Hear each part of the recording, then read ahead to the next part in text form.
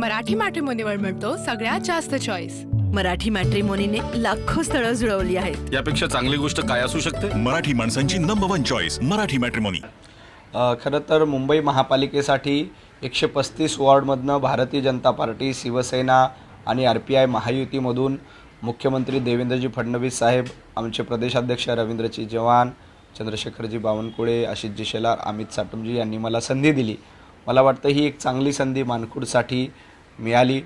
गेल्या 20-25 दिवसामध्ये आम्ही जनतेमध्ये गेलो, लोकांमध्ये पोहोचलो, प्रचार केला। मानखुर्द हे खरं तर समस्याचं माहेरघर आहे आणि हे समस्या बदलण्यासाठीचं एक मोठं आव्हान आहे। मला खात्री आहे की ज्या पद्धतीनं नागरिकांचा रिस्पॉन्स मिळतो, ज्या पद्धतीनं मानखुर्दवासियांचा प्रतिसाद मिळतोय, 100% भारतीय जनता पार्टी, शिवसेना आणि RPIची महायुती 135 वॉर्डमध्ये चांगल्या मताने विजय होणार आहे आणि मुंबई महापालिकेमध्ये देखील आम्ही जवळपास 130च्या आसपास जागा जिंकू असा आम्हाला विश्वास आहे। खरं तर ही तुमची देखील पहिलीच निवडणूक आहे। 15 दिवस निवडणूक प्रक्रिया पूर्ण पार पडत होती आणि कशा पद्धतीने ही पहिली निवडणूक तुम्ही बघताय आणि कुठेतरी मतदानाच्या पार्श्वभूमीवरती मनात धाकधूक आहे? धाकधूक अजिबात नाही, कारण गेल्या 15 दिवसामध्ये अनेक लोकांचा चांगला रिस्पॉन्स मिळाला, जनतेची साथ आहे, जनतेचे आशीर्वाद सोबत आहे, त्यामुळे धाकधूक असण्याचं कारण नाही। मला प्रचंड आत्मविश्वास आहे की मानखुर्द शिवाजीनगरमधनं भारतीय जनता पार्टी, शिवसेना, RPIचा विजय होईल। खरं तर मानखुर्दमध्ये आम्ही गेल्या 15 दिवसामध्ये घरोघरी जाऊन संपर्क केला, प्रचार केला, नागरिकांना आव्हान केलं।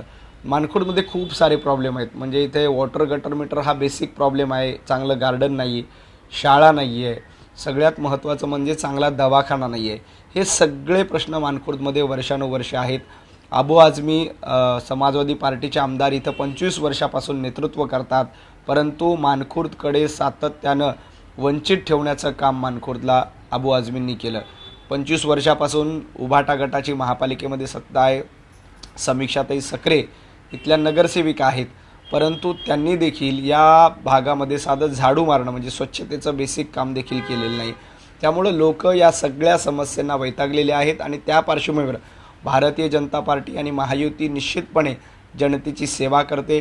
देवाभाऊंचं एक सक्षम नेतृत्व महाराष्ट्रामध्ये आहे। ज्या पद्धतीनं विधानसभेला देवाभाऊंच्या पाठीशी महाराष्ट्रातील जनता उभी राहिली, अगदी तसंच मुंबई महापालिकेसह 29 महापालिकेमध्ये जनता भारतीय जनता पार्टी आणि महायुतीला आशीर्वाद देईल। खरं तर या सगळ्या मुंबई महानगरपालिकेच्या निवडणुकीमध्ये जे दुबार मतदार असणार त्यांना फोडणार म्हणजे फोडणार अशी भूमिका जी आहे ती दोन्ही ठाकरे बंधूंनी घेतलेली असल्याचं पाहायला मिळतं। आज भगवा गार्ड देखील आज मतदानाच्या प्रक्रियेमध्ये मैदानात असणार आहे।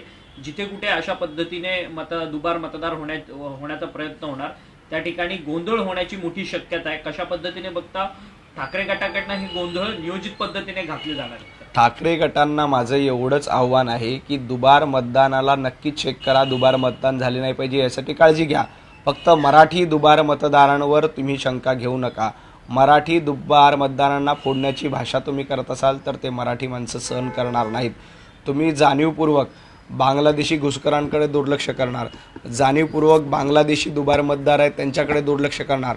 तुमच्यामध्ये हिंमत असेल ना तर मालवणीमध्ये बांगलादेशी मोठ्या प्रमाणात दुबार मतदार असतील त्यांच्यावर लक्ष करा। भेंडी बाजारमध्ये मोठ्या प्रमाणात दुबार मतदार असतील त्यांच्याकडेच लक्ष द्या। इथं शिवाजीनगरमध्ये मोठ्या प्रमाणात दुबार मतदान आहेत त्यांच्याकडे लक्ष द्या। मराठी दुबार मतदानावर दादागिरी करण्याचा प्रयत्न करू नका।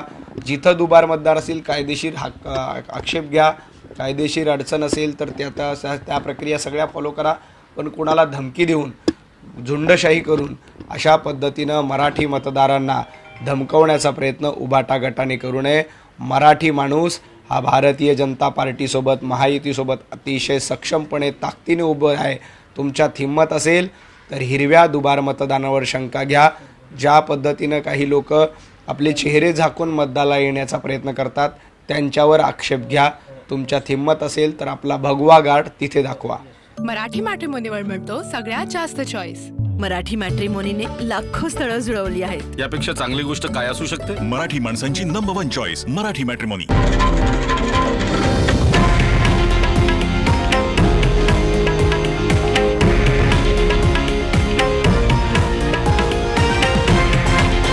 हे आहे देशातील नंबर 1 न्यूज नेटवर्क आणि आपण पाहत आहात TV9 मराठी, एकमेव